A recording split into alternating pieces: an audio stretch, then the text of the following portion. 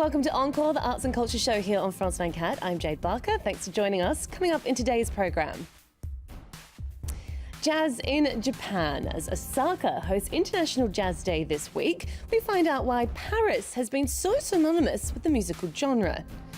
Plus, Cleopatra coming at you. We check out the new exhibition which aims to find out who the woman behind the myth is. And partying in Paris with a twist. The City of Light may have lost its reputation as a nightlife destination in recent years, but we meet the group putting on pop-up events that'll have you reaching for your dancing shoes.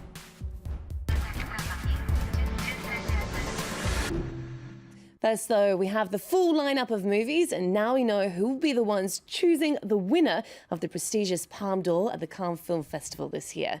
Sofia Coppola, Gael Garcia Bernal, Willem Dafoe will be helping jury president Jane Campion decide amongst the 18 films in competition.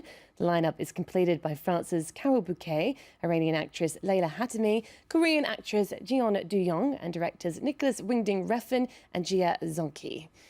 I and the rest of the culture team will, of course, be bringing you all the latest about the movies, the madness and the glitz and glamour during the festival, so don't miss that. Right, well, from movies to music now, what comes to mind when you think of Osaka? Maybe takoyaki or Universal Studios Japan? Well, add jazz to that list because the Japanese city is this year's host of UNESCO International Jazz Day, taking place this week. The event started 3 years ago in a city that's probably more aligned with the musical genre, Paris. Catherine Gillam explains how the City of Light became such a jazz mecca. Few cities in the world are more associated with jazz than Paris. Most of the genre's greatest names all came to play in the French capital, time and again. The mostly African-American musicians attracted to the City of Light and its more relaxed racial attitudes. Some, like Archie Shepp, even chose to move here permanently. Many black musicians are here in Europe as much as they are at home in the United States because there are so many more opportunities to perform here.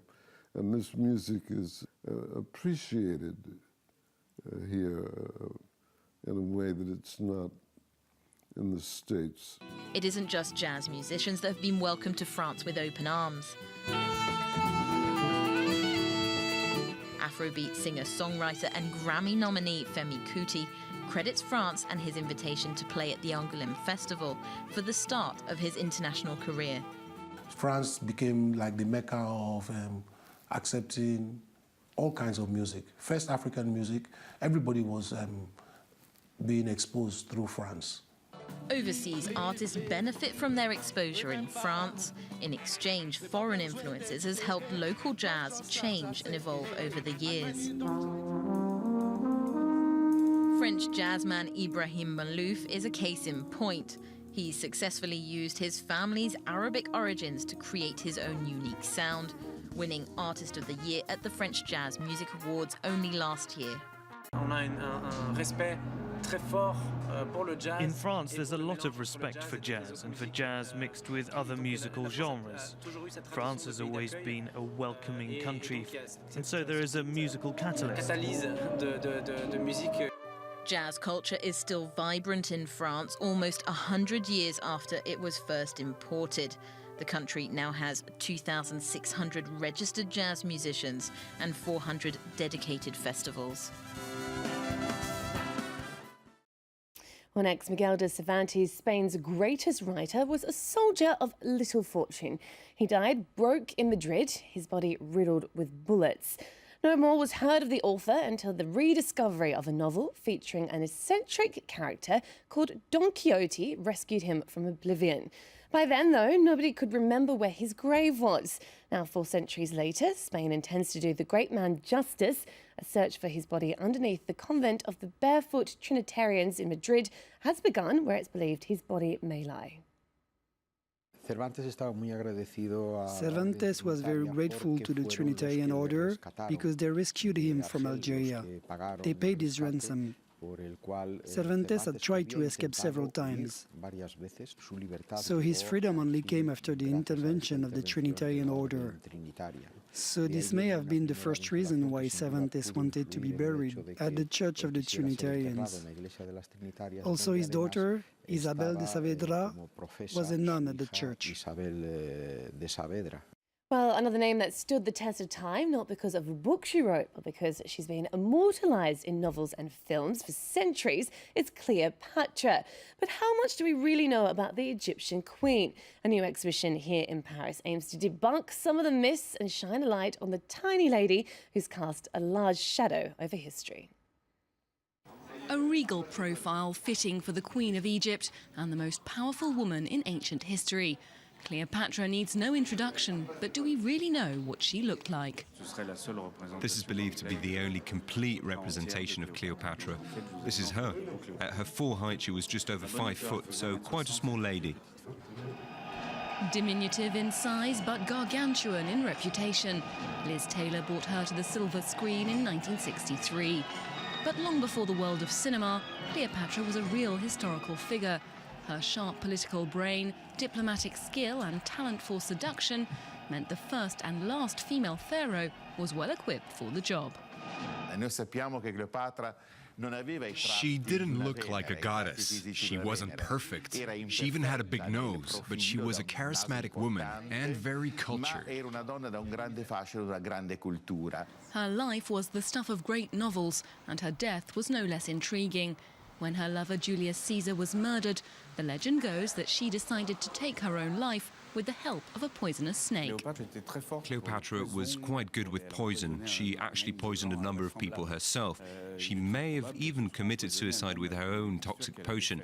The story of the asp, the snake, that could just be a legend. A legend that's captured imaginations for 2,000 years, becoming a myth and a mystery, and spawning many glamorous imitations. Now, if delving into Cleopatra's ancient world isn't up your alley, how about Alibaba's cave? A secretive group called We Are the Oracle has surfaced in the French capital in recent years, throwing once-in-a-lifetime soirees for Parisians looking to party somewhere a little more off the grid.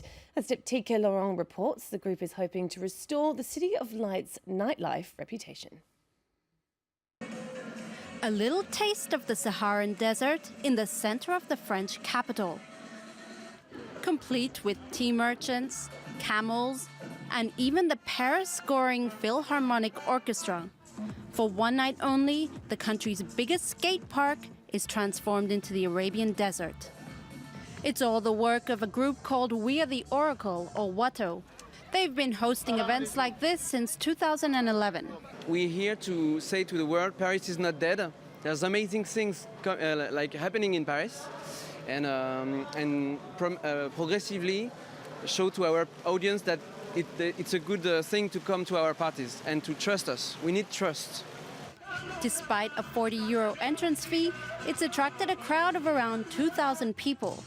The parties are proving a hit with those looking for more than just a night out. Far from Paris's gilded nightclubs, WATO take their guests to the hidden corners of the city. Previous events include a 1940s-themed party in a bomb shelter and a black-tie dinner inside an emptied municipal swimming pool.